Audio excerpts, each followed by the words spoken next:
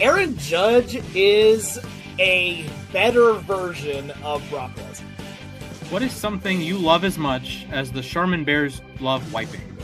As an opposing fan, you'd probably see his face and want to sock him between your cracks.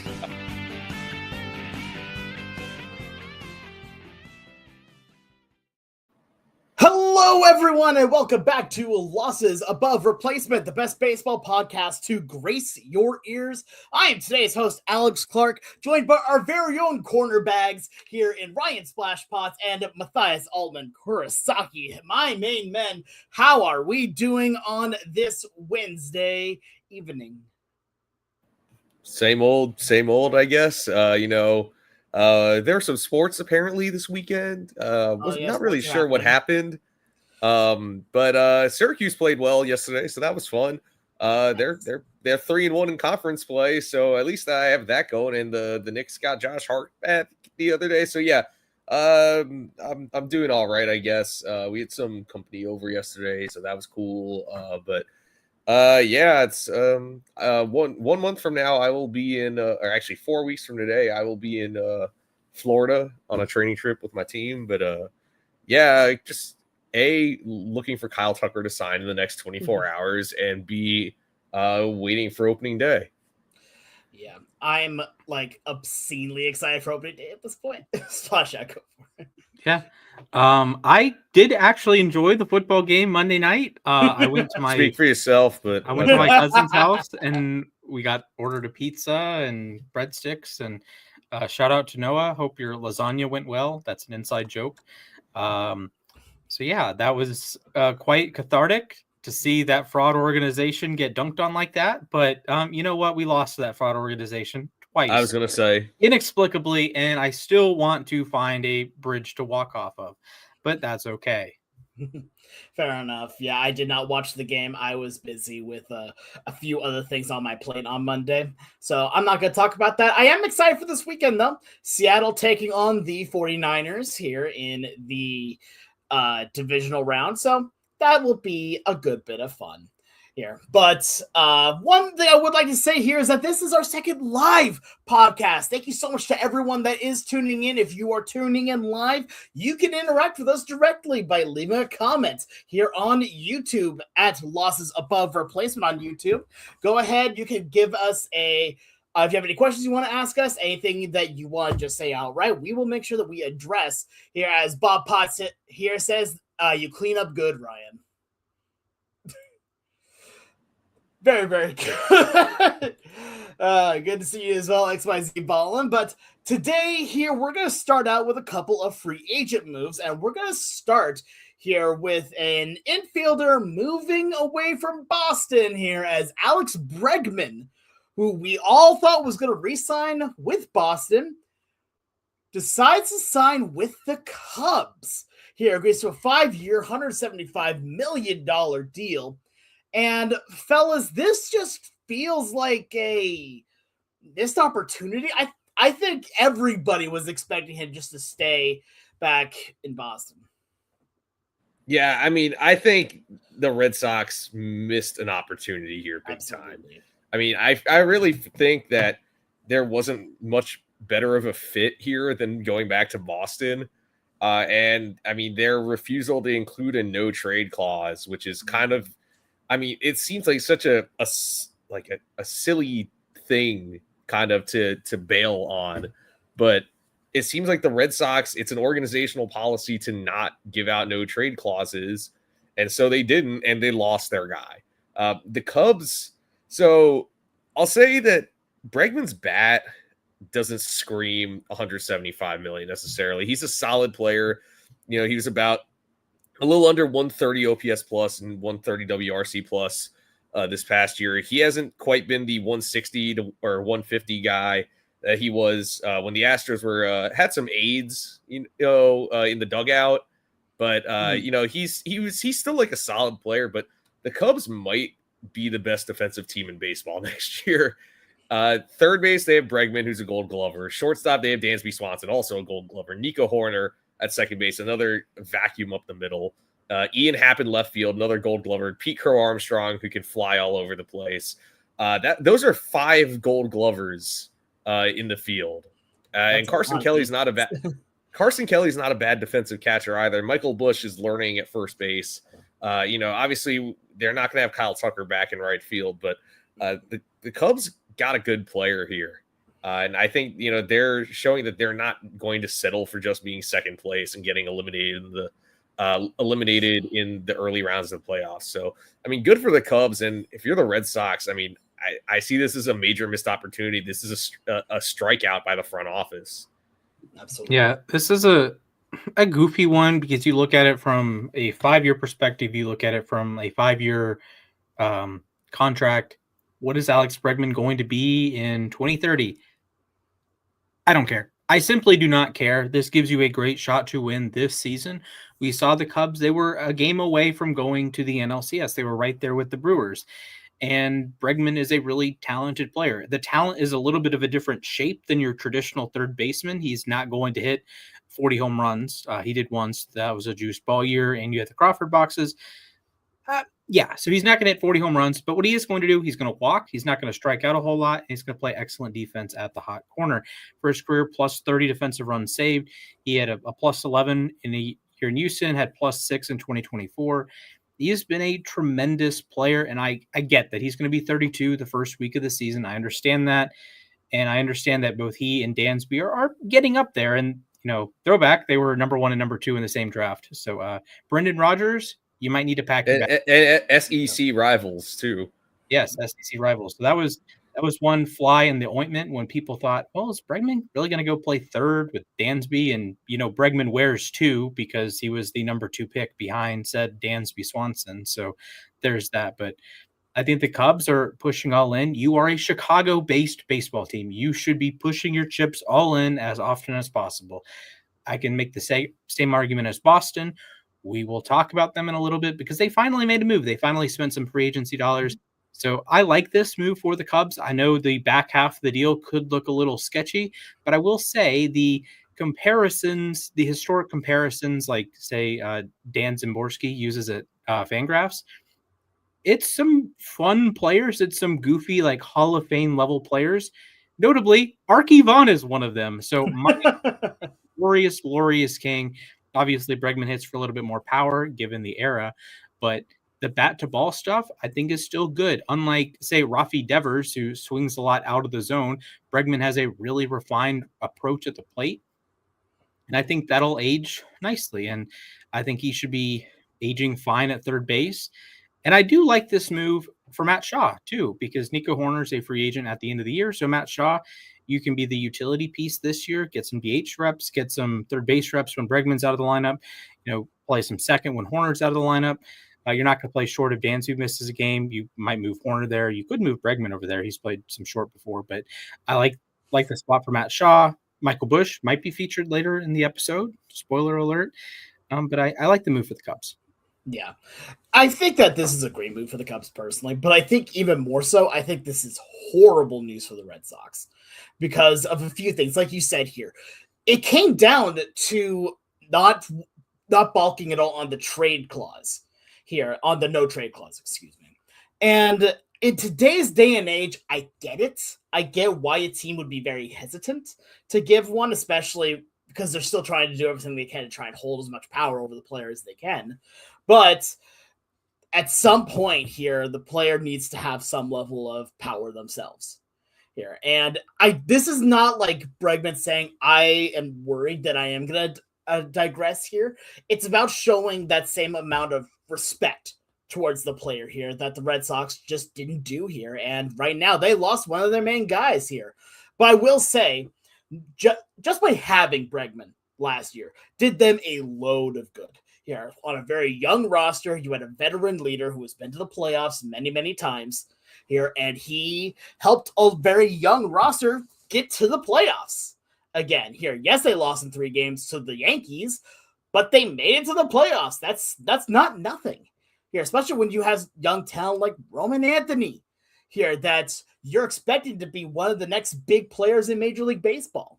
So him going to the Cubs, I don't think the leadership mentorship is as important because you still have a lot of older talent on that team too. But you do still have younger guys here. PCA is another player that is extremely good, but maybe needs a little bit more refining here. And maybe that is another reason why you get Bregman. Like you brought up how good he is as a refined talent here. He can help refine PCA just a little bit more. But please keep a little bit of that wild side, because that's also what makes you extremely interesting and extremely good here. To clean up a quote from Ted Lasso on all of this, it's like you made him average here by making him a team player. Here, we don't want you to be average, PCA. We want PCA to be amazingly good here.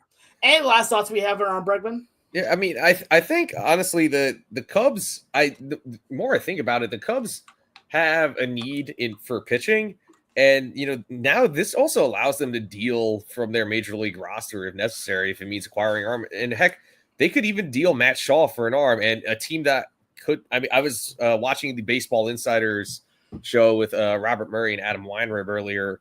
And they mentioned, Matt Shaw is from Massachusetts. He's from Springfield, which isn't exactly Boston, but he did grow up a Red Sox fan. And the Sox have young major league pitching. So, those teams could match up for a trade. You could move him to another team that needs an infielder. I don't think they would trade Nico Horner, but it opens up an opportunity. Maybe you could trade Nico Horner. I don't expect it to happen, but I think the Cubs definitely come out winners here. And the Sox, I mean, they have work to do. They have a big void to fill now. Absolutely. I do want to say Bregman, in his time as Boston and his time in Houston, upstanding teammate. If you read anything about Roman Anthony, Marcelo Meyer, or the other one that I'm blanking on, they were tied at the hip with Bregman, and Bregman was buying them suits and doing the cliche veteran things. And imagine you're Matt Shaw or Michael Busch or one of the 17 million farmhands the Cubs have in Iowa. Alex Bregman is a great resource. You can quibble with one of his championship rings. That's fine. He was on the 2022 Astros. That was a great team. He was on the 2021 Astros that took a fat L in the World Series. He was on the 2019 Astros that also took a fat L in the World Series. This is a player who has been MVP runner-up to none other than Mike Trout, a player who has done a whole lot of winning. He was on the Red Sox last year, and they, make the playoffs. So if there's really a teammate in baseball, Alex Bregman's in that A tier of teammates. And that helps the Cubs. And that's, Dansby's a champion. He's a upstanding guy in the clubhouse. Bregman, champion, multi-time at the least. Upstanding guy in the clubhouse. That is going to, in theory, permeate throughout the locker room. And you get the Shaws and the Bushes and the PCA's development. And if that's, that might not be in Bregman's WAR. That might not be in his OPS or OPS plus or his defensive value or anything, but it might be PCA might hit someone a little bit better because Bregman has a scouting report from his years of playing against them. Matt Shaw might be a little bit better at second base or a little bit better at third base or a little bit better at, heaven forbid, shortstop with Bregman's, a little bit of teaching here or there. Or even Dansby might get better when you have a Gold Glove caliber third baseman next to him. So I think it's a great move for Chicago. Yeah, and really, like you were saying, it's great because the Cubs have, Matt Shaw, who is a young infielder. I think it'd be great for him to learn under Bregman, if not just in spring training, but in the major league regular season. And PCA, I know PCA last year developed a great bond with Justin Turner, who is another veteran in the clubhouse. And I think having, obviously, I don't think they're going to have Turner this coming year, but it'd be nice to have another mentor for him in Bregman. Absolutely. Yeah, sorry about the mini little delay there. But one thing I want to talk about here now, you brought up here how now the Cubs have a pitching need here, and thought that actually potentially the Red Sox could be a good fit for that here with their young pitching, but also because they have new pitching here being added to the team, as they have now signed with the money that they did not give to Alex Bregman. They have signed Ranger Suarez here to a 5-year deal worth $130 million here. And legitimately, the news of this breaking was within days of Bregman signing with the Cubs here. And you gotta believe that these two moves are correlated in at least some way here. Yeah, I think this is, you're just reallocating resources, and we can quibble with Boston. Do you want to add another position player, or do you want to add a pitcher? We can quibble with what you think they need. I've talked before that they have a logjam of young players that eventually you're going to have to trade one of Duran, Abreu, Anthony, Yoshida, Contreras, now Casas, Story, Meyer, the other of the rookies that I'm blanking on their name for some reason. You have a load of these assets, and maybe you didn't want to add Alex Bregman in there. Allegedly, they didn't want to add a no trade clause to Bregman's contract, so that's what kept Bregman out from a smaller deal, technically, with some deferrals, no deferrals. It depends on the source you're looking at. So that's why he goes to the Cubs with some deferred money and a no trade clause. But you bring in Suarez, and he fits right in your playoff rotation. You can say he's number 2 over Sonny Gray. You can say he's number 3 behind Sonny Gray. That's fine. Crochet is your 1. That is awesome when it comes to playoff time. I can speak firsthand experience. Ranger Suarez is him in the playoffs. Career 42 innings, a 1.48 ERA. Now, a lot of that is beating up on the hapless Atlanta Braves. I will say that. But a career whip or a playoff whip of 1.055, that's really good. He strikes out over 9 per 9 in the playoffs. That's really good. 4-1. He's electric. The regular season, he's just a good pitcher. He's has not qualified for the ERA title before, believe it or not. I didn't believe it. His career high in innings pitched was last season at 157. He's entering his age 30 season. He turned 30 in August. The strikeouts a little lower than you might want, about 8.5 per 9 innings. That's fine. But he's a guy that will get you to the playoffs, and then in the playoffs will pitch well in the playoffs. Yeah, he's a workhorse in some ways, in the fact that he averaged 6 innings per start this year. But yeah, to your point, he has never qualified for the ERA title, and he's not a hard thrower. He only averaged 91 miles per hour on his fastball this year, which might scare some people. His velocity has gone down a little bit each year, but I mean, you're getting a guy who, like you're saying, he's battle tested. He has a great track record in the playoffs. He keeps the ball in the yard for the most part, which is also really good. He's experienced pitching out of the bullpen too. I mean, one outing that I almost forgot about until today is that he closed out the 2022 NLCS against the Padres. He came in with men on base and got the last 2 outs of that series, which was huge. Because, if you lose that game, or if the Padres come back and win that game, you have to go back to San Diego and try to win at least one more game on the road. So, the Red Sox are effectively replacing Lucas Giolito with Ranger Suarez, who I think is I think at least is a better pitcher than Giolito. And I think Giolito is not a bad pitcher, but I think Suarez is a more reliable arm. You're going to get more consistency out of him. And I had a feeling he wasn't going back to the Phillies.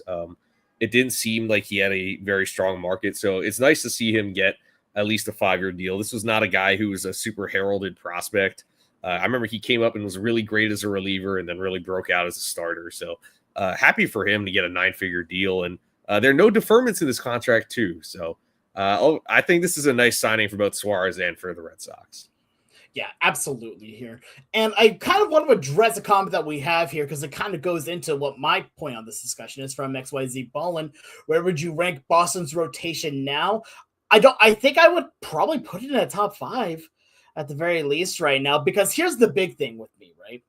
I really like the idea here that when you add a starting pitcher, it bumps everyone else down one spot, making their spot less important, which means less stress here on it, because now you have a very interesting 1 through 5 of your starting rotation that looks to be led off, of course, by Garrett Crochet, a veteran with incredible, I say veteran, he's still fairly young here, but another tested individual, very, very good. You now have Ranger Suarez, as we said, battle-tested, vet, very good. Sonny Gray, battle-tested, vet, pretty good here. And then you have Brian Bayo as you now number 4 here, and I think that's a really good place for a guy that now has a little bit of experience here. He's starting to move up the rotation. And then ending it out with Johan Oviedo here is another guy that they have a lot of hopes for here, and they think has a lot of upside. What better way for a guy like that to be your number 5 starter? You know, that's you're getting your feet wet. That's letting you get into the rotation without having all the heavy pressure of being called the ace here on the end. Right now, Garrett Crochet, we've seen what happened when he's called the ace. It's called he becomes an incredibly good pitcher. He's just that good here. So now when you add in a number 2 starter like this, it doesn't take anything away from the ace. And it means that Sonny Gray is not your number 2 starter here.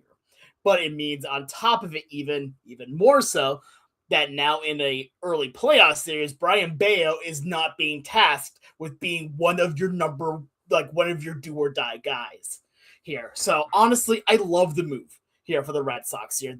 I still think they need some more offense here. They've got some really good pieces on offense. Again, Roman Anthony and nobody, but even that their starting pitching, I think can match up with almost any team at the moment here. I really like it, but even more though, I just like it's a very easy and very natural transition from the number 1 guy to the 2, to the 3, to the 4, to the 5. And I agree also fully with your point here. I think that Suarez is better than Giolito here, but that makes it a much nicer split between 1 through 5. Yeah, and on Fangraphs at least, Boston has the number 1 rotation. They're kind of the best of both worlds in the. If you look at Pittsburgh's rotation, that you have the 1 mega superstar and then more average arms behind him, and other organizations, Seattle, Atlanta, really good depth, maybe not that top number 1 pitcher in the world.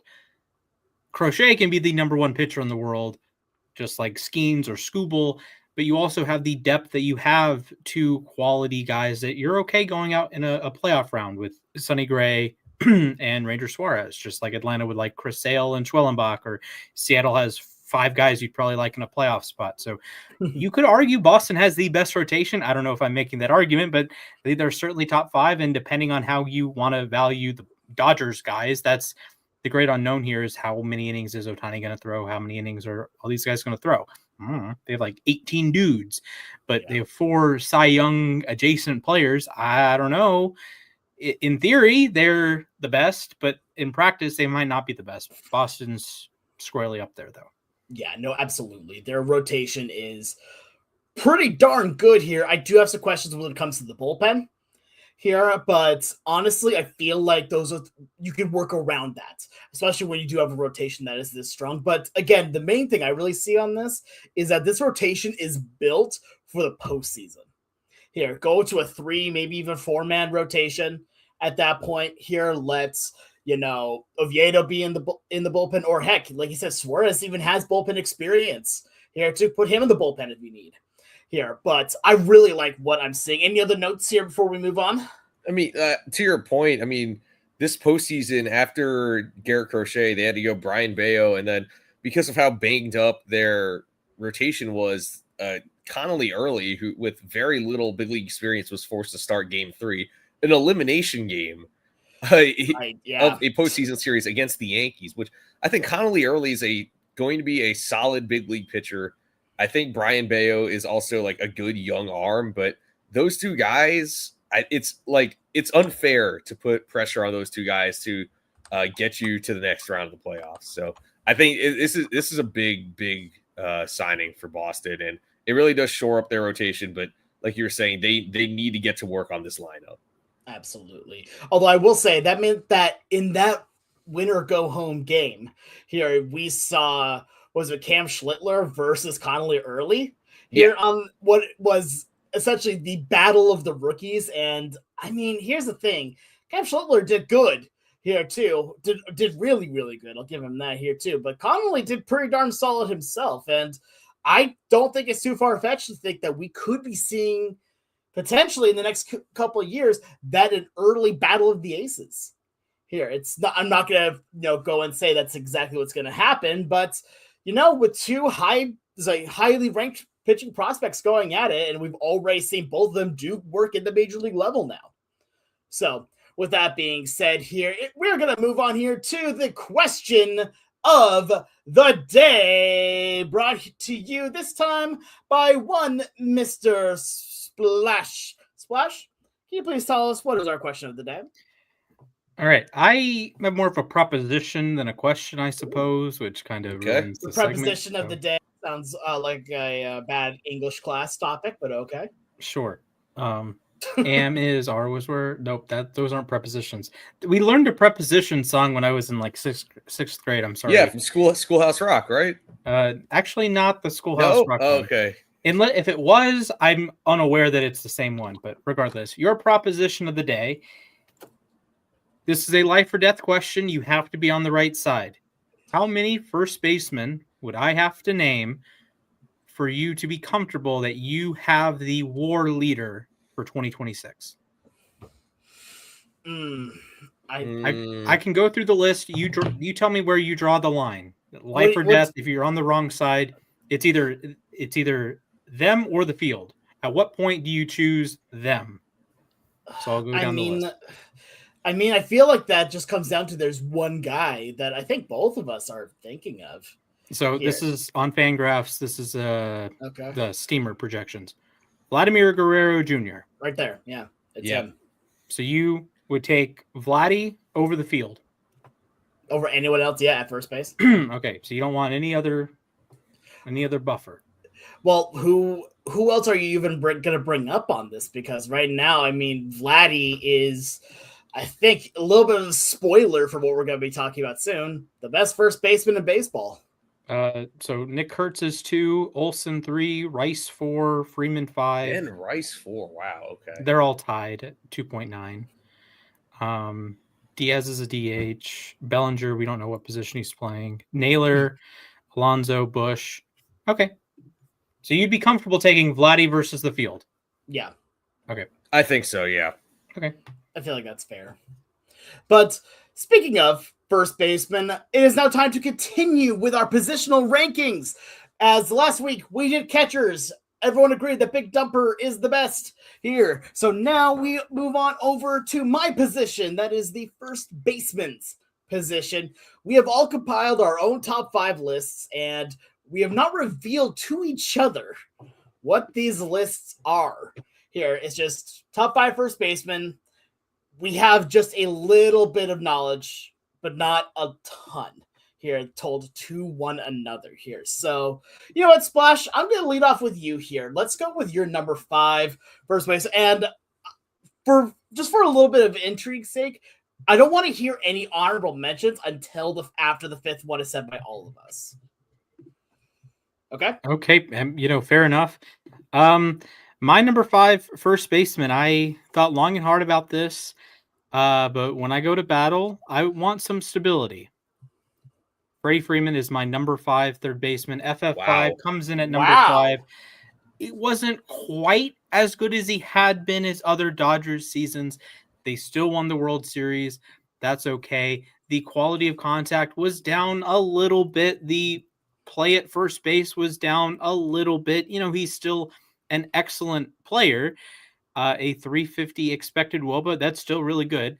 Just not exactly on par with the rest of the group. The defense, -5, outs above average. Yeah, he's trending in the wrong direction. He is 36 after all. The sprint speed, not really there. He only stole 6 bases as well. The 24 home runs is nice, and he still had 160 hits and still scored 80 runs and still hit 295. It's still Freddie Freeman. He slugged over 500 again. But I do have my questions on if he's going to be an elite player. A good player, yes. All-star level, yes. I just don't know if he has the MVP level upside that he had in 2023, that most years he would have won the MVP or been runner-up as opposed to third. So, Freddie Freeman, number 5. Okay. I was not expecting that, to be fully honest. Yeah, same.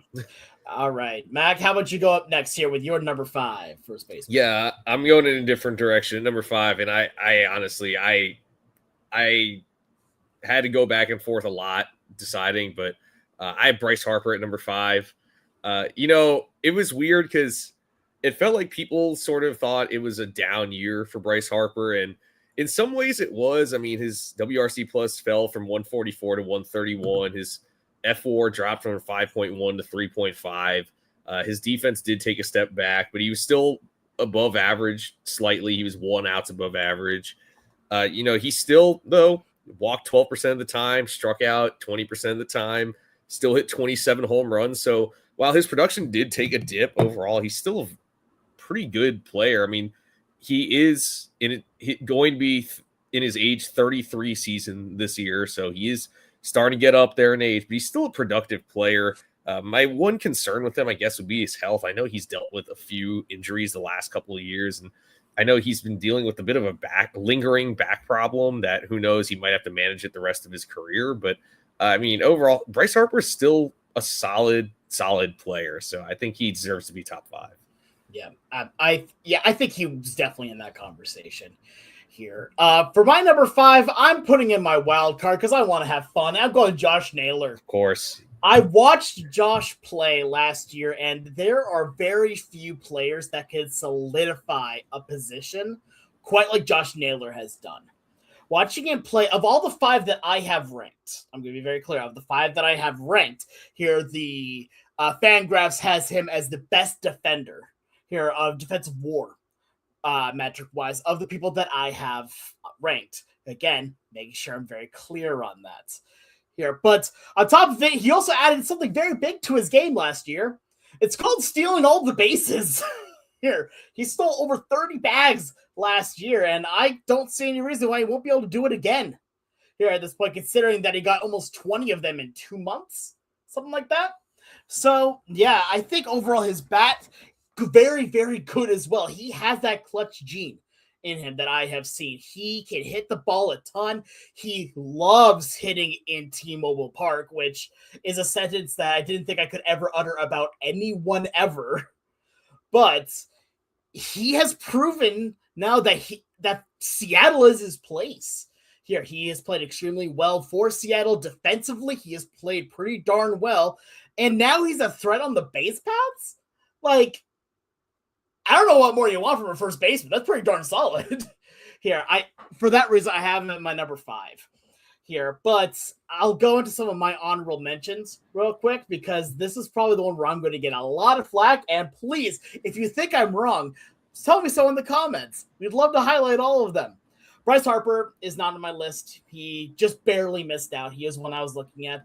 But the one that you guys are probably going to get really mad at me for not having is Nick Kurtz. Oh my God, what? So I will tell you the one reason, because I think that Nick Kurtz is a very, very good first baseman. The one reason why I do not have him in, everyone else that I have on my list here for this are vets here, and I want to see more from Kurtz. And that's not even really a knock at him. He had a little bit of streakiness last year, but even then still was one of the best producing first basemen out there. Legitimately, with him and Harper here, and to be fair, and even with Naylor at that point, it is like an ABC type thing. And that should show you how good he is. I tend to not go to rookies as early unless they are truly something special. And he is. I will be upfront and honest. Nick Kurtz is a very special baseball player. I just want to see it a little bit more. That is it. That is the only reason. I also, Cody Bellinger, I don't have on my list because what position does he play? And I also don't have Yandy Diaz on my list because, again, I can never read the guy. Just being fully honest with you. I can never get an accurate read on what he's doing correctly. Yeah, okay. I'll say I do have a couple of honorable mentions that you didn't have, but Josh Naylor was a close one. I had to leave him off. This is a deep position also. I think it is. First base is surprising. It's not been as deep as it has been in recent years. So I left Naylor off. Michael Bush I really wanted to put on, but again, couldn't find a spot. Wilson Contreras, Vinny Pasquantino. I think there's a chance Pasquantino is here next year, especially with the Royals moving their fences in. Jonathan Aranda, if he had played a full season, man, he was off to a great start, and then things sort of faded, or not faded. He got injured, and so I feel like we didn't see what he could reach to. I feel like we didn't see him reach his full potential. And my first guy off is Pete Alonso. I really wanted to put Pete Alonso on this list, but so I think his bat bounced back very nicely, and that is legit. I think his bat can play. My concern is he going to play first base long term? They already have Ryan Mountcastle, who was a Gold Glove finalist this year at first base. How much first base are we going to see of Pete Alonso? So I had to leave him off, but he, like I said, he was my first one off. There is a very strong argument for him to be top 5. Absolutely. Splash, can you tell me some of your honorable mentions? I'm not going to spoil where I have Alonso. The only guy I want to shout out is Ben Rice. He was 8th by expected WOBA. Yeah. That's behind the hits. That's Seager, Ronald, Soto, Ohtani, Judge. He's in that, well, maybe not Judge quality hitter, but he is an awesome, awesome hitter. I hope all of the batted ball luck goes his way, and I hope next year he is number 2 on my list. I will leave it at that. All right. Fair enough. All right. I'll go to my number 4 then. That's where I have Pete Alonso. I have him as my number 4 because I think this is a huge prove-it year for him. He just signed the big deal to go over to Baltimore. He is that big power threat. There's no doubt about that. That is his game. It is power. And now he's in a new home stadium. Here, there's going to be the question of, is he going to be at that level that he needs to be at? Is he going to be able to produce in a new area? But let's remember, he was playing for the Mets for a very long time in that ballpark. Does it get any easier going into Baltimore? A little bit, maybe, but even then, it's still not the best there for him. I think he's going to ball out this year because he knows that there's a lot of people that are thinking that he did not deserve that kind of money here. So let's see what he does this year in 2026. Let's head over to Mac. All right. Yeah. So my number 4, I kind of made a last second. I called an audible on myself here. My number 4 is Freddie Freeman. I really wanted to put him higher on this list, if I'm being honest. But he's Mr. Consistent. I feel like you can count on him to be about a 140 or so WRC plus or OPS plus guy every year. Hit between 20 and 30 homers, drive in between 90 and 100 runs. And his defense isn't as sharp as it used to be, but I mean, this year he played on a surgically repaired ankle. We're looking at a future Hall of Famer here. I feel like he's really cemented himself going from the Hall of very good or the Hall of pretty good, like our guy Bryce runs on Instagram and Twitter. But he went from like Hall of pretty good to being like he's a surefire Hall of Famer. We're looking at a guy who's probably going to finish his career with over 400 homers, probably around 3,000 hits, if not more. Like Splash said, his batted ball data wasn't as great. His walk rate went down. His strikeout rate went up, but his power took a little bit of an uptick, which was nice. And he still came through in the playoffs. He hit a walk-off home run in the World Series again in the 18th inning. So 3-time World Series champion Freddie Freeman. That is crazy. But he's my number 4. But boy, there's a strong case for him to be higher on this list. This position has gotten so much better in recent years. It absolutely has. All right, Splash, let's hear number 4. I want to hear this. All right. Are we ready? Are we ready, kids? Aye, Captain. I can't hear you. It's Mr. Raw Milk himself, Bryce Harper. Harper is everything I like about Freddie Freeman, which is strange because last year this time I made the same point. Freddie was just a tick higher than Harper because I made a point that sometimes Harper will play himself out of an at-bat, and there's probably 5 times a year Freddie does that. Harper, once a series, it'll just be like, what are you swinging at? But anyways, Harper continues to be really good. He's like Freddie, uber consistent when he's on the field, and he's more of a health risk than anyone else on my list. When he's on the field, he is a great hitter. He is a true star-level player. And he still plays a good first base. He's a former catcher, a former outfielder. So he has that inherent athleticism, and he uses that to his advantage at the bank. He's really good at first. Freddie is slipping from that really good at first spot. I could see Harper competing for Gold Gloves in the next few seasons.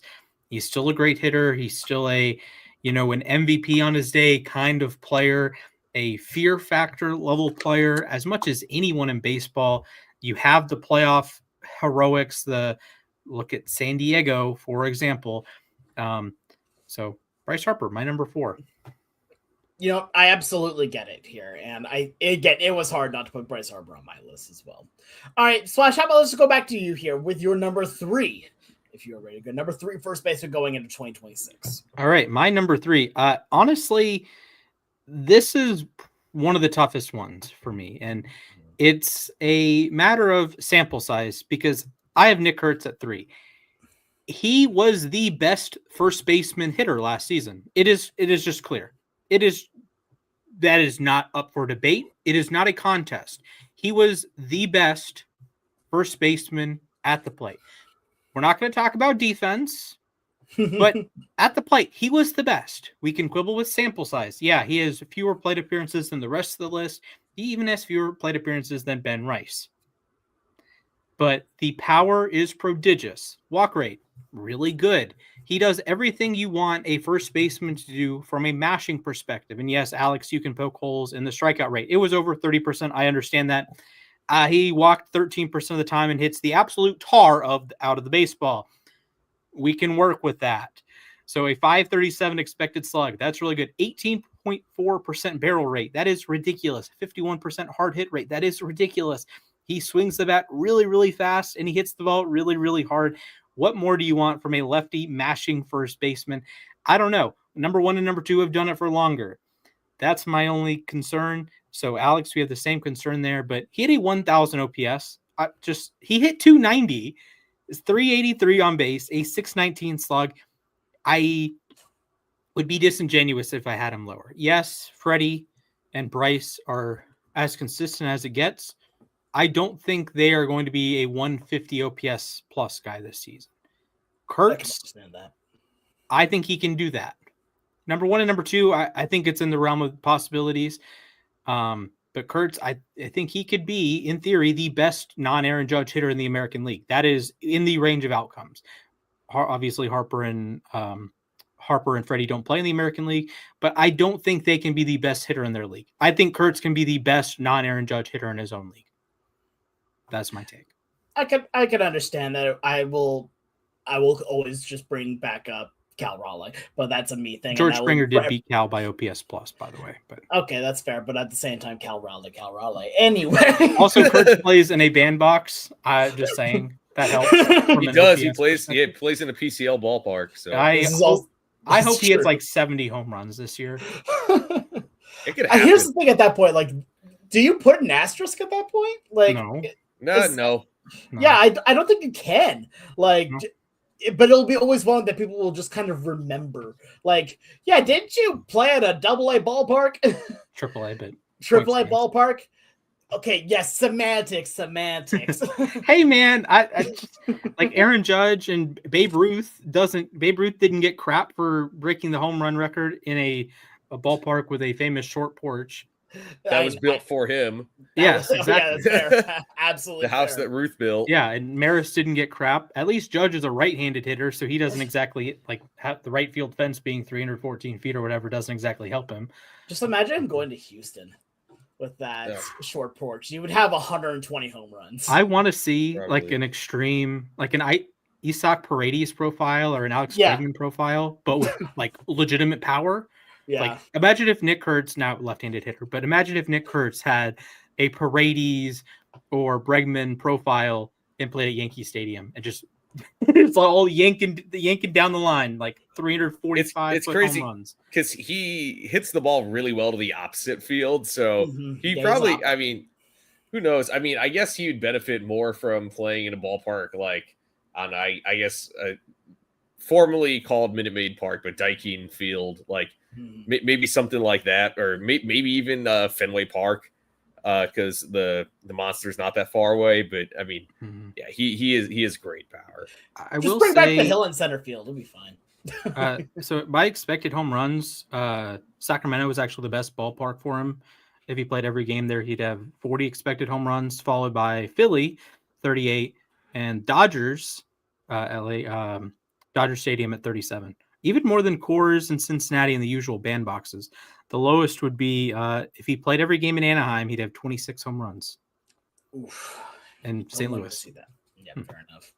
All right, I'll go into my number 3 then from here.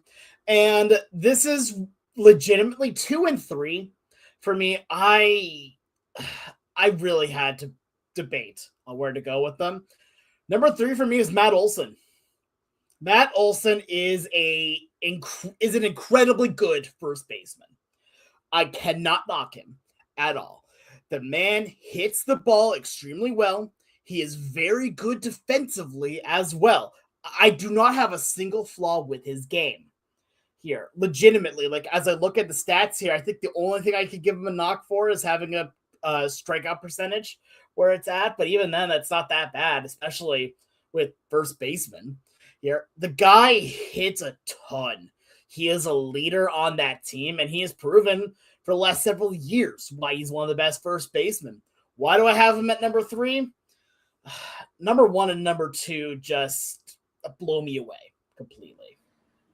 So I also have Matt Olson at number 3, but man, I considered putting him anywhere between number 1 and number 3. I mean, he was just, I feel like, all right, he maybe he won't hit 54 home runs in the season again, but if you can get, between, I mean, obviously he's hit 29 each of the last 2 years, but if you can get anywhere between, that number 29 and 40 every year, plus he hit 41 doubles this year. With his defense, which I think he's the best defensive first baseman in baseball. He had 9 outs above average. And if you're a DRS guy, he had 17 defensive runs saved. As a first baseman, that is outstanding. And he had 6 WAR on Baseball Reference. It's quite a bit lower on, it's 4.7 on Fangraphs. But, we talked about Freddie Freeman being a future Hall of Famer. Matt Olson for my Baseball Reference guys, he's already at the Baines meter, if I'm not mistaken. He's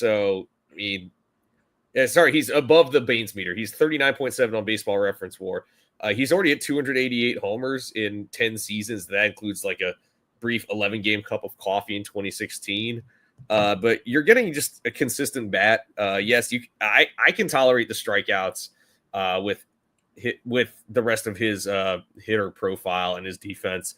I mean, he hits the crap out of the ball. The dude, his average exit velocity was over 93 miles per hour. His hard hit rate was close to 54%. Like he mashes the ball. And honestly, he scares me when he comes to the plate. He's a menace in the batter's box. So he's number 3, but I can see an argument to put him higher. Yeah, absolutely. Like Matt Olson is just, again, he is one of the most consistently great first basemen that we have. The problem is we now are getting a good few of them here, which honestly, as a first baseman myself, I love to see it. Like, that's awesome. I love seeing the first base position getting a lot of credit here finally. Here, Splash, let's go to you with your next position here on your ranking. All right. Sounds like a plan to me. This was a very tough decision between Vladimir Guerrero Jr. and Matt Olson. They are 2 different players. One is a little bit of a better hitter. One is a much better defensive player. Even though the other one, does have a Gold Glove in his locker. I don't exactly think he deserved that Gold Glove, but that is neither here nor there. Number 2, I have the postseason hero, Vladimir Guerrero Jr. You can say he is the best hitting first baseman. That's fine. You can buy his profile over that of Nick Kurtz. That's fine. Guerrero, like Kurtz, I think he could be the best non-judge hitter in the American League. That's fine. He's done that in his career. He has a 167 OPS plus from 2021, a 164 OPS plus from 2024. Last year, just a 133. And that's like right in line with his career averages. He finished 13th in MVP voting and then went absolutely nuclear bananas in the playoffs, a 1.289 OPS. He's hit nearly 400, on base nearly 500, won ALCS MVP, and would have been in consideration to win World Series MVP. 13 extra base hits in the playoffs, 15 RBI, 18 runs scored. That is ridiculous. The batted ball profile, 384 expected WOBA. That's 96th percentile. Expected batting average, literally 300 on the nose. That's great. Expected slug, 500. Average exit velo, 92 miles an hour. Barrel rate, 12%. Hard hit rate, over 50%. Bat speed, really fast. He hits the ball hard. He squares it up. He's kind of the best parts of the Freddie Freeman profile in terms of contact, but also the best parts like the Bryce Harper, Matt Olson, Nick Kurtz profile in terms of absolute raw slug. So if you want a first baseman that no one's Albert Pujols, but if you wanted a guy that could be a 300 hitter with like 40 homer power, it's Vladimir Guerrero Jr., that traditional first baseman with a high average actually. And that's Vladdy. And he is a wonderful player. The low strikeout rate, Alex, I know you love that. A high walk rate, a 12% walk rate and a 14% strikeout rate. That is, Alex Bregman territory. We'll put it at that. The defense is concerning. The athleticism at first is not great. He is a great scooper, I will say that. And I saw a Yankees account or maybe a Phillies account. One of the accounts that are looking at Bo Bichette, they posted a Bo Bichette defensive highlight reel.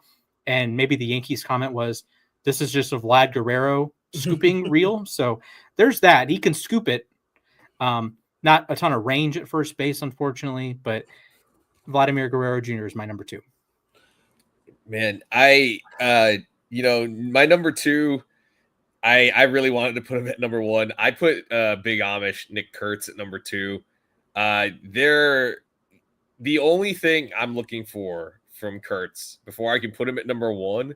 Just do it again in a full season, because objectively, I think he was the best first baseman in baseball. When you consider he did it in 117 games and put up almost the same FWAR as Matt Olson, and almost the same baseball reference WAR as him, in significantly fewer games. It was just amazing to watch. And remember, he hit 36 home runs, like I said, in 117 games. That's about a 50 homer pace for a full season, but he only hit 1 home run in his first 3 weeks in the majors.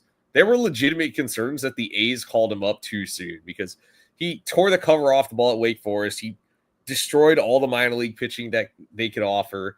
He came up to the majors, and at first it's like, oh my God, he looks a little bit overmatched. And then the switch flipped around Memorial Day, and there was no stopping this guy. I mean, this guy, it wasn't just the power, though. I mean, he hit 290 with a 383 on base and slugged 619. So that's still a 170 WRC plus. I know that he did not qualify for the batting title, and he still won the Silver Slugger. I know his glove is kind of a mystery. I know they were thinking about maybe putting him in the outfield a little bit. Him and Tyler Soderstrom kind of could go back and forth there. But honestly, I could live with the glove not being excellent with how great his bat is. So I have him at number 2 for now, but I'm fully expecting to have him at number 1 next year because that bat is just insane. I can live with the strikeouts too. Mm-hmm. Yeah, and I want to be very clear. The only reason why I did not have him on my list here is that I just want to make sure it was not a flash in the pan. Like, that's really it.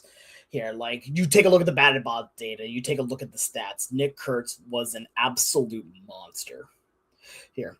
All right, I think I'm the only one who's not given my number 2 yet. Here, so my number 2, I have gone with one Fredward Freeman. Now, why do I have Freddie Freeman over Matt Olson? It is very simple. I can no longer make any excuses why he is not one of the best. And I can no longer make any excuses about him being just absolutely transcendently good at baseball. I watch him play, and I get the same level of fear watching him play as I do Judge. Like, and I don't even mean that in the power section. I just mean in the, if something's going to happen, I know who's going to be the catalyst of it. It's not going to always be Ohtani. It's not always going to be, some of these other amazing players on the Dodgers. It's always going to be Betts. You know who it's always going to be? Fredward Freeman. Freddie Freeman is just the consummate professional, has done everything right. And the more I watch him play, the more I'm just in awe of what he does. He puts the ball into play extremely well. He is a solid defender. He is one of the most baseball IQ smart people in the entirety of Major League Baseball. His baseball IQ is off the charts here, and that comes with his experience and just in general by being as smart as he is. Watching him play baseball, I feel like I am watching a masterclass. I feel like I learn things when I watch Freddie Freeman play baseball here. That is really the main reason why I put him over Matt Olson. I legitimately think that they're 2 and 3 here for me. My number one is, I mean, at this point, it's pretty obvious here. But Matt, you have something you want to say on that real quick? No, I was gonna say I think we have the same number one. I think we do. Yeah. So let's both reveal Ike Davis here as our number one. Oh, actually, I had Valentino Pascucci. Oh, dang! Yeah. Can I change mine to be Ty France? Then, oh yeah, I guess or Dan Vogelback or man, I thought you were gonna go with Matt Adams, Big City, or Matt Adams. Yeah, Mets spring training legend. But yeah, I'll just go right ahead then. Yeah, my number one first baseman for the second year in a row is Vladimir Guerrero Jr. I know I was the only one that had him at number one last year. This year, I know that his regular season numbers, I mean, compared to his 160, over 160 OPS plus last year, look slightly pedestrian, but even in a quote unquote down year, still 133 OPS plus, 848 OPS. His walk rate went up actually. His strikeout rate again was low. It actually was exactly the same, 13.8%. But I know that his batted ball data also wasn't as pristine in the regular season, but I think he really cemented his case in the postseason. That was just a generational performance, and honestly, it's kind of a shame that he did not end that season with a ring, because I mean, you could talk about the 8 home runs and the 15 RBIs and the 13 extra base hits. How about the fact that he drew 14 walks against 6 strikeouts? I mean, the dude he wasn't swinging and missing. And when he was hitting the ball, he was hitting the tar out of the ball. So I think this has cemented him. This season and this postseason cemented that he is the best first baseman in baseball. Now, I'm fully expecting Nick Kurtz to at least get close to usurping him next year. But I think for now, Guerrero's the number one first baseman in baseball. Yeah. I'm just going to echo the sentiment. Yeah, I have Vladimir Guerrero Jr. And again, we've known that he's been great. We've known for a while how good Vladimir Guerrero Jr. is. He has had his ups and downs. Let's be honest here for a second on that. But the 2025 playoffs, I think cemented Vladimir Guerrero Jr. as being not just great, but legendary at this level. His ability to kill the baseball on command is incredible. For him coming up in the biggest moments, incredible. Everything he has done, aside from defense, I'm giving he does not deserve the Gold Glove. That's a different story, though. But he has been so good, and I this might be a bit early here, but I'm starting to think that he's going to be in the territory of his dad here, and how good this player was. It's really hard to come back to a career like Vladimir Guerrero, but Vladdy Jr. is looking like he's right on that path here. And again, we've all liked Guerrero for a while here, but I don't think any of us here really were saying that this is the best guy out there. It could be saying that, maybe he's the best first baseman here potentially, but not always the number one guy. I think he's putting up the numbers now, and he is putting in that fear level again. He's going to be in that conversation again this coming year. He's going to be right back in that conversation of elite hitters alongside Aaron Judge, alongside, Cal Raleigh, right alongside here, potentially here at this point, Nick Kurtz here with what that year was. The 2025 postseason is something that a lot of people are just going to remember for basically all the game sevens for one thing.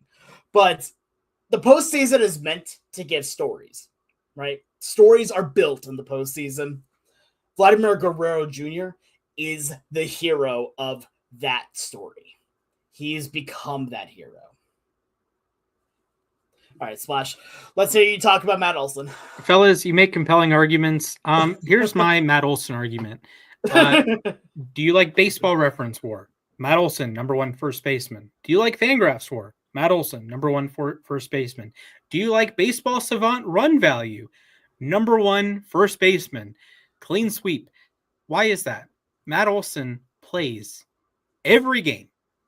He has been a part of the Braves for 4 seasons now. The Braves have played 638 games, regular and post. Matt Olson has played first base for all 638 of those games. If Guerrero, Kurtz, Harper, Freeman, any of the other first basemen, they have a slump, they can maybe DH a day. Freddie's not DHing, but you get the point. They can DH a day. They can sit on the bench for a few innings. They can take a day off. Matt Olson does not take days off. He is the best defensive first baseman in baseball after years of being number 2 to Christian Walker. Rest in peace, Christian Walker's unbelievable run of being awesome. Not awesome anymore, unfortunately. But Matt Olson posts every single day. Hopefully, Walt Weiss has come in and said, well, we're going to, give guys a break. We have a really good bench, yada, yada. Matt Olson, I want him to play every day. I want him to be the modern Cal Ripken, the modern Steve Garvey, the modern Lou Gehrig. So I get it. The rate stats might be a smidge lower. They weren't, to be clear, last season besides Kurtz. Olson, Harper, Freeman, Guerrero, they're all jockeying around like an 880 OPS for most of September. So he's right there as a hitter. He plays more than everyone else, and he's the best defender. And it's not a close conversation. He is clearly the best. Harper's a little bit above average. Guerrero's a little below average. Freddie's trending in the bad direction. Kurt's not great. Olson, A+ defense at first base. He has made a trademark of the overhead catch on a foul ball. He honed it in Oakland. He has made it even better in Atlanta. He is a tremendous scooper of the baseball. He has excellent range at first base. The long strides help him out a lot. He walks a ton. He's a player that conceivably could lead the National League in walks. It would be pretty impressive if he led the American League in walks at this point. 12.5% walk rate. That is awesome. 89th percentile. 95th percentile outs above average. 95th percentile hard hit rate, over 53%. 95th percentile average exit velocity. 88th percentile expected WOBA. 95th percentile batting run value. In a bit of a down year, he only had 29 home runs. I say only because he's a guy who hit 54 home runs just a couple years ago. So he has that upside, and he has this incredible floor that no one else at the position has. That he plays 162. He's played 162 5 times in his career. He also played all 60 games in the COVID season. Like, there's not a question. If you watch the Blue Jays, Vlad might not be in the lineup that day. Or if you watch the Dodgers, Freddie might not be in the lineup. Harper might not be in the Phillies lineup. Matt Olson has been in the Braves lineup every single day his entire Braves tenure. There's something special about that. You could say for a 1-game sample, you'd rather have Guerrero or Kurtz or Harper or Freeman or Alonso or Bush or Naylor or Rice or anyone else. But for 162 games, hopefully a playoff run, Matt Olson's my guy. You know what? I completely understand that argument. Yeah, honestly, I didn't realize that until you said that. I had to look it up. Yeah, Matt Olson is on an Iron Man streak. Like, that's incredibly rare. I feel like there's something to be said about that. No Absolutely. DH days. Yeah. No pinch hitter that's days insane. in Atlanta. He has started all 638 games. He has been the starting first 648. Come on. Well, 628 with the Braves. What? 162 times 4 is 648. Okay. So I even sold him short. So he's played 658 games as a Brave. He's been the starter for all 658 games. All at third base, or all at first base. He led the National League in doubles last year with Alonso at 41. It just, what can you say? He posts every single day. Yep. No, I can't argue that at all. Perfect attendance. Amazing. Other guys get good attendance. He gets perfect attendance. Fair enough. Never, if you wouldn't believe it, I never had perfect attendance in school. So, I mean, shout out to those of you who did. Honestly, though, perfect attendance is a scam. I had it 1 year, but it's a scam. You're telling a bunch of germ-filled 8-year-olds, no, you must come to school and get everyone else sick. If you're sick, stay home. Don't get everyone else sick. Absolutely. Yeah, I don't know if Matt Olson agrees though. Fair enough, but he doesn't have to. In fairness, you can kind of like baseball players. You have a little bit more space, or you can have a little bit more space than other professions. It's not like you're sitting 5 feet apart from other 8-year-olds. No, Right. And also, he probably has a better immune system than 8-year-olds. Better than Lamar Jackson, I know that. Fair enough. All right, guys, let us know what you think here. Do you think that any of us just egregiously missed someone here? Do you think that I have made some horrible mistakes not putting in Nick Kurtz into my top 5? Do you think Splash's Whistling Dixon should not have Olsen at number 1? Let us know here, either commenting live on YouTube or on our Twitter account at LAR_baseball. But now it's time for everyone's... Alex, before, not to cut you off, but okay. I did cut you off. We did get a comment from XYZ Ballin. Bryce Eldridge soon. Who is someone that you think will be on this list? Who is the next guy to jump into this list? I mean, for me, it's obviously going to be Kurtz because he's not in mine. But... Fair enough. Mac? Oh, honestly, I could see Pasquatch doing it. Like I said, with the Royals moving in the fences. Yeah. I will give at least another name just to be fun with it, and I'll give a completely unique name here. Especially if you give him now full starting time and just let him play here. Kyle Manzardo is an incredibly good hitting first baseman. You watch the power that he has, and he just kills the baseball. Also, go Cougs. Any love to Rafi Devers? Oh, right. He's a first baseman. I mean, I can see Devers doing it if he learns how to play first base better. Yeah. I mean, I think that's the intriguing thing with Eldridge, because you have the light tower power, the 70 grade power. So maybe he figures it out and he's actually the first baseman. You DH Devers. So yeah, that's what I was thinking. Yeah. Fair enough. Yeah. All right. Now it's time for everyone's favorite segment. It is trivia time. And for trivia, I'm going to send things right back over to Splash. Go ahead. Take it away. Hello, friends. It's a simple equation today. Your goal is to get to 100 home runs. You have 5 first baseman seasons that you must combine to get your 100 home runs. So, fellas, Alex, pick a number between 1 and 10, pal. All right, 7. Mac. 3. The answer is 7. I think, Alex, you caught on, buddy. Good job. You told me last week. I remembered. I was waiting, and it was the exact same time, too. All right. You must pick a first baseman in that season. If they did not play first base that season or not a primary first baseman, you get negative 25. Darned. To be fair, that could actually be an advantage trying to get as close to 100. I guess it could be. I'm not going to tell you how close you are, so you got to just hope for the best. I got to do mental math. Oh, no. All right. Alex, you're the first choice. Player and season. All right. Give me 2007. Actually, no. 2007, yeah. Albert Pujols. 2007, Albert Pujols. A legend, a future Hall of Famer, 2007. One of the years of all time. I'll say Truly, that. One of them. One of the years of all time. We're not going to know how many yet? And I'm not going to tell you. Mac, your turn. So, wait, to be clear, we are trying to get right up to 100, not above or below. Yeah, nearest to the pin, we'll call it. Nearest to the pin. I feel like at that point we should still know how close we are, because I mean, you can't have a you can't take a driver on a 130-yard par 3. No, yeah, I am.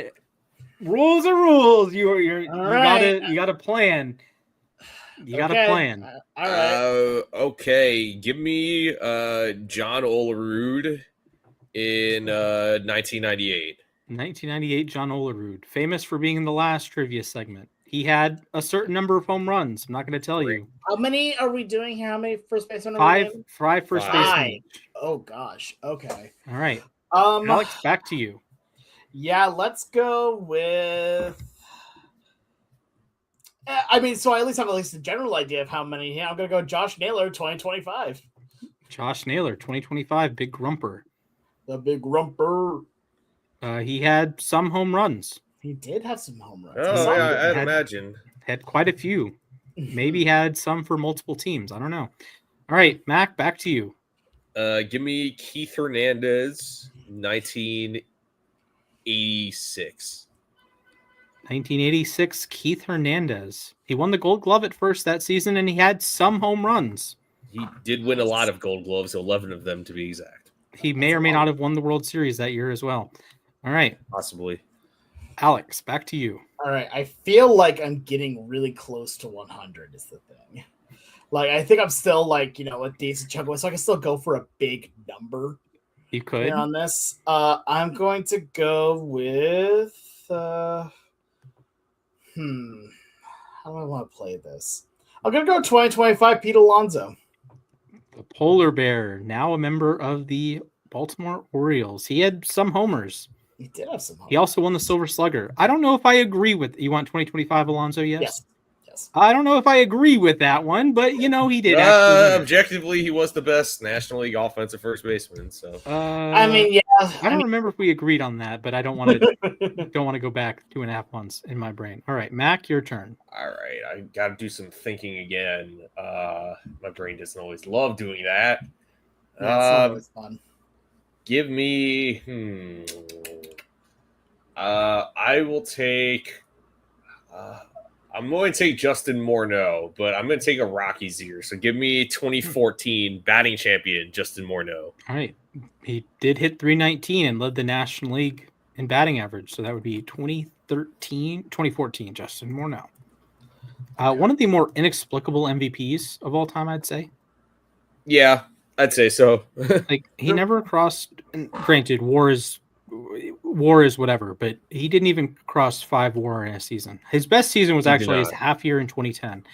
Yeah, right. He got concussed. Yeah. Alex, your turn. Okay. So now this is our 4th pick, right? Correct. I don't want to go too high because I don't want to feel like I go over 100 by much, or if at all here. So I'm going to take kind of a smaller number here overall. And my boy here, because I love him so dearly, Kyle Manzardo, 2025. Okay. Alex goes back to the well, and he gets a guy I've been living at that well. Let's be real here. He hits some homers. I can tell you that. Okay. Counter. We need a decision here. First base was the only defensive position he played, but he did have more games at DH. I mean, he's listed as a first baseman. Okay. So, Mac, are you okay with that ruling? Yeah, I'm fine with it. Okay. Mac, your turn. Thank you. All right, give me Ike Davis from his rookie year, 2010. Ike Davis, one of the first basemen of all time. One of the first basemen of all time. Yep, I agree. He was 7th in Rookie of the Year voting. Future Pirate, A, and Yankee. Yep. All right. Alex, your last pick. My last pick. I feel like I want to go funny with this one here. I'm just trying to figure out, do I really want to go with the funny answer here? Okay, yeah, let's be funny here. We're gonna go with 2008 Russell Branyan.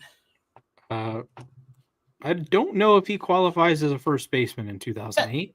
He does not. Wait, that was. I know, like in the bigs. He played more at third. He's not a third baseman. He played in 2008. That year, he played I think 35 games at third. He played 5 games at first. Okay, can I say 2007 then? Because I'm pretty sure he was the first baseman that year. Then was he? No, he was always like that's how I've always known him as the first baseman. Nah, he played a lot of third coming up, and then he moved over to first. Was it 2010 or was it 2010? I'm stupid. Okay, 2010. He actually played more as a DH. I'll give you 2010. Okay. I will give you 1 brick. So I lose 25 then. Yes, you do lose 25. But that's okay. Where was I going with this? I'm trying to do like math in my head of where I am.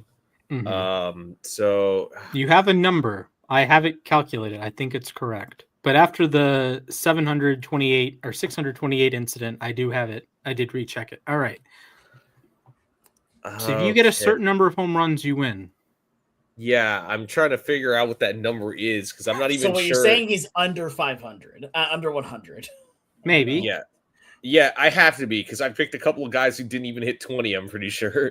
He could brick a couple times. Keith Hernandez never hit more than 18 in a season, so I know for sure he's under 20. Okay. And I know Ike Davis didn't hit 20 his rookie year. Okay. So I'm trying to think. This is really difficult, actually. I'm gonna try to get closer to the pin. Hopefully, not going over. I'm gonna go with. I'm gonna go with another Mets legend. Give me Lucas Duda. I'm gonna go in 2015. 2015, Lucas Duda. Wasn't he? I know he did not clear 30 that year, but he got close to it. I know That's in 2014 he hit 30. Pretty good, Mac. All right. In second place is Alex. Yeah. Overshot a little bit, 117.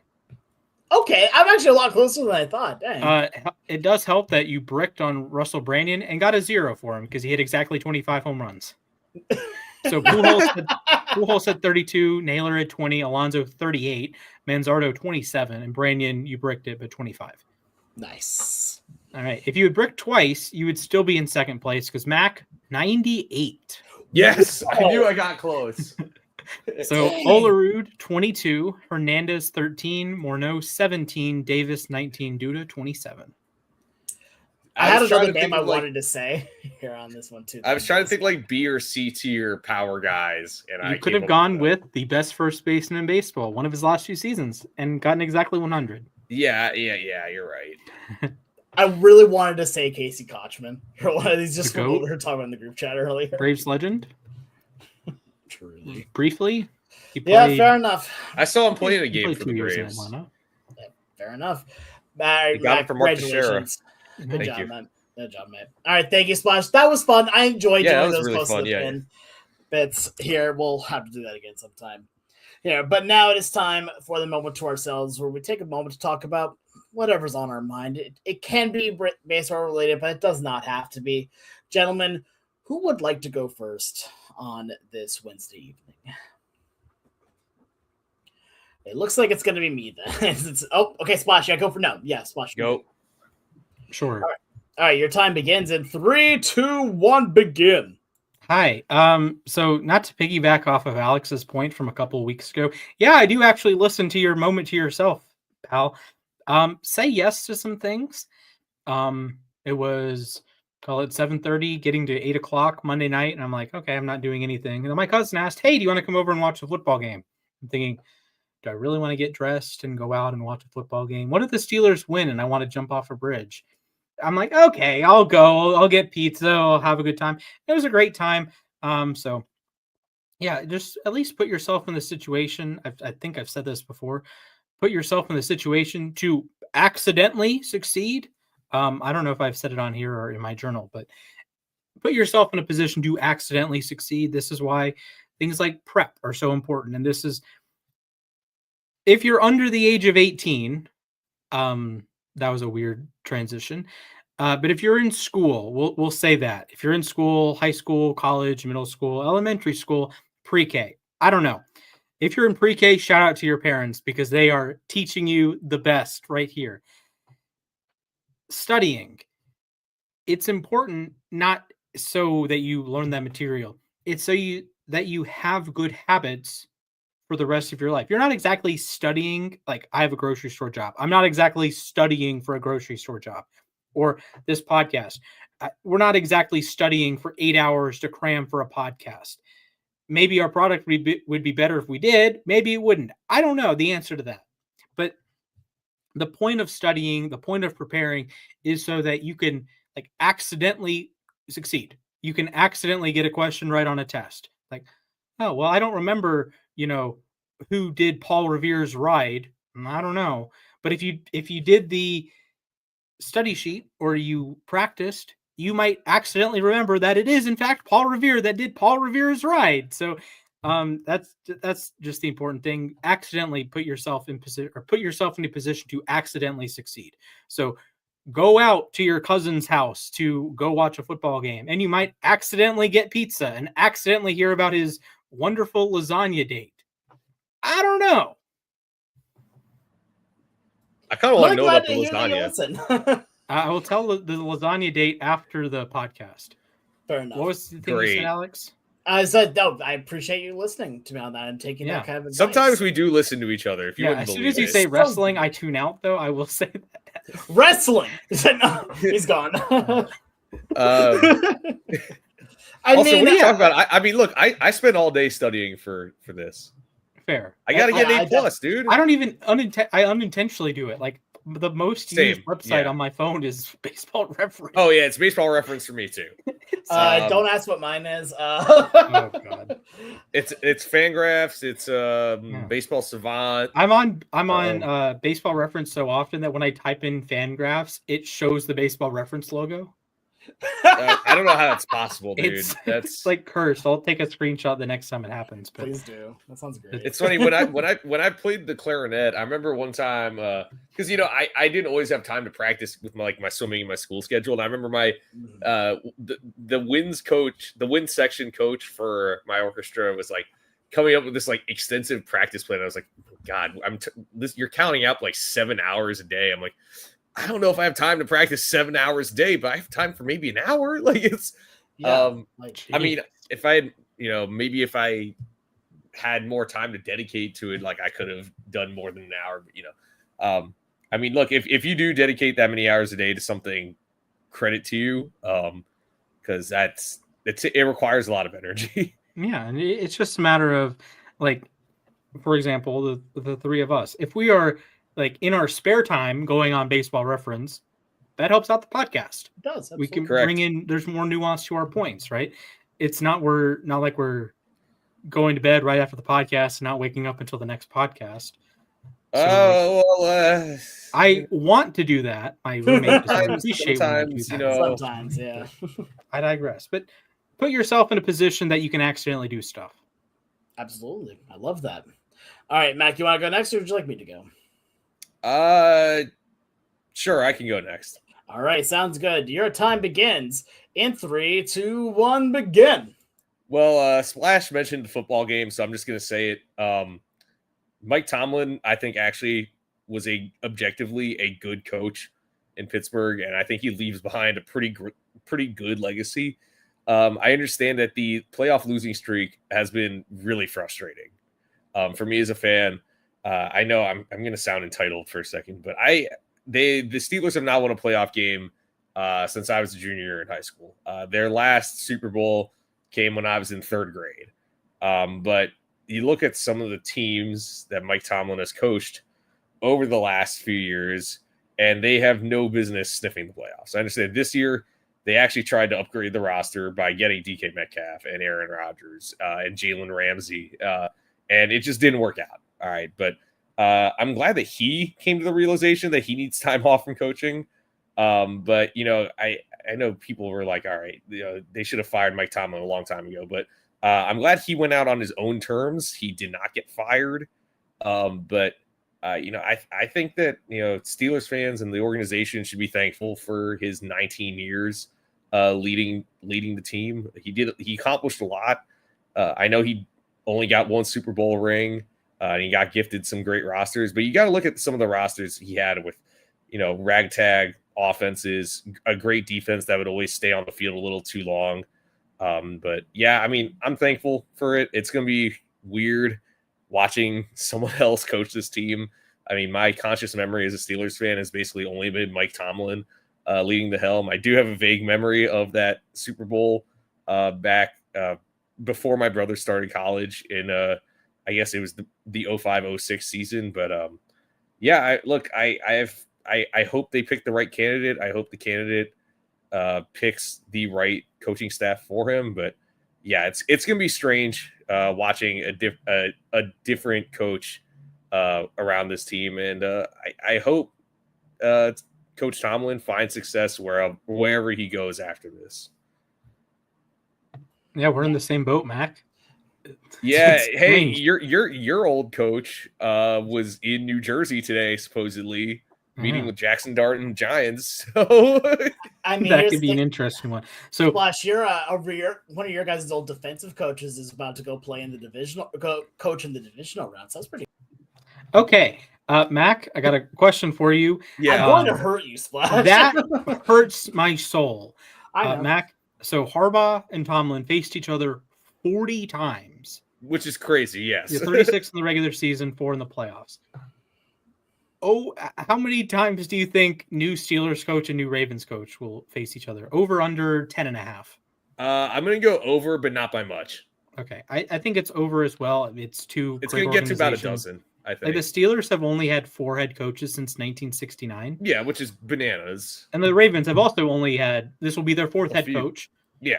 Granted, they've only been around since 1996, but yeah, that's crazy. Still crazy though. Like, yeah, because the Raiders are paying 4 different head coaches right now. Yeah. I mean, and they haven't even hired the new one. And we talk about like Harbaugh and Tomlin were the 2 longest tenured head coaches in the NFL. You know who the longest tenured manager is in Major League Baseball? Well, Snitker just retired.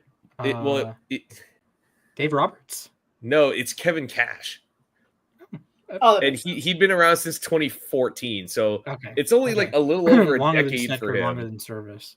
So it's what's it called? It's Cash, and then Dave Roberts is after him. And Dave Roberts, this was his 10th year. So, like to think that these 2 guys lasted, I mean, Tomlin close to 2 decades and Harbaugh over 2 decades. Like that's or not quite. That's pretty. Harbaugh was 18 years. Oh yeah, so they both were just under 2 decades. Like that's. I feel like you don't see that in sports anymore. Mm-hmm. Do you know who the leader now is? Oh, in football? Yes. Oh, it's.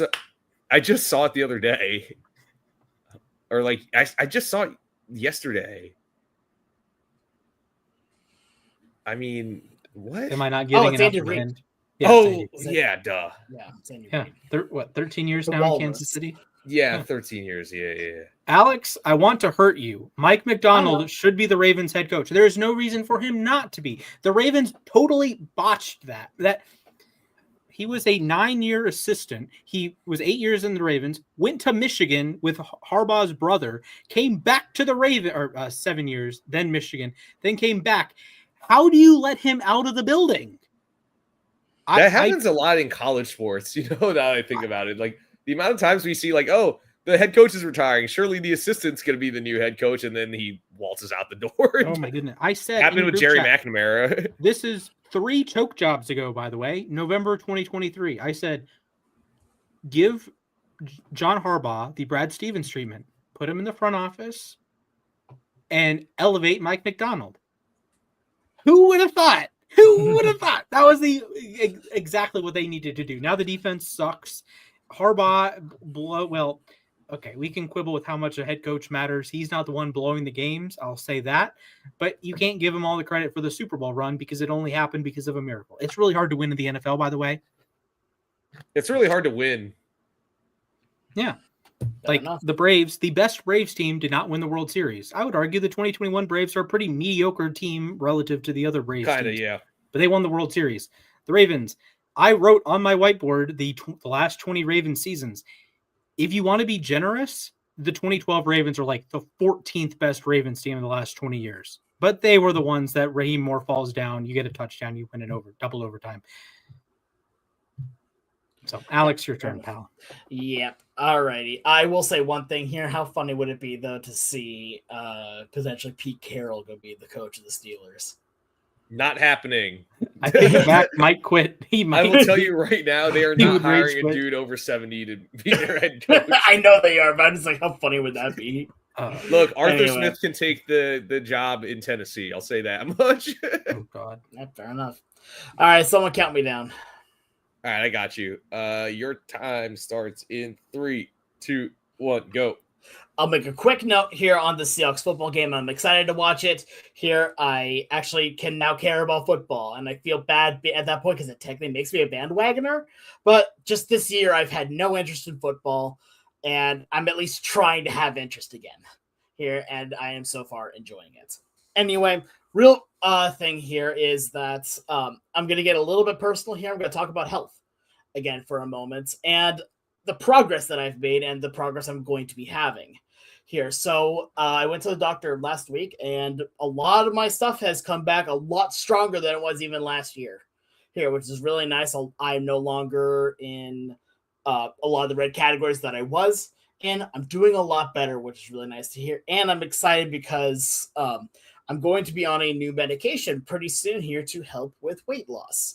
Here, I don't want to say the name for personal reasons and all that here, but I am excited for this new step here for me because on top of it, I really just want to be in a better shape so I can play baseball better. So I got to be just living better in general. But I can only just imagine, going back and stepping to the plate here again with my pickup league and not being in pain trying to run to first base here and then being immediately lifted for a pinch runner once I get my hits. That was deep into left center field that any normal person would get a double off of. I'm potentially getting thrown out at first here. So I'm going to keep working. I've been making a lot of progress on it, and now I'm just about trying to keep it going.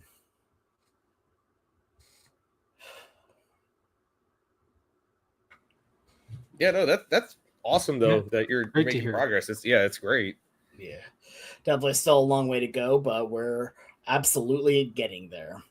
But with that note here, I think it is time for us to end today's podcast. Thank you so much to everyone who has tuned in today. Make sure you go follow all of us on Twitter. You can go follow the podcast at LAR_baseball. You can go follow me at SportsGuy242. You can go follow Mac at Matthias_A_K. And you can go follow Splash at Mrs. Splashman19. And again, make sure to subscribe to us on YouTube, Losses Above Replacement, and ring that bell, because then you can be notified when we go live now every Wednesday at 5 p.m. Pacific, 8 p.m. Eastern. But from all of us here at Losses Above Replacement, thank you so much. Have a great rest of your day. Stay safe, and I hope to see you all real soon. Thank you.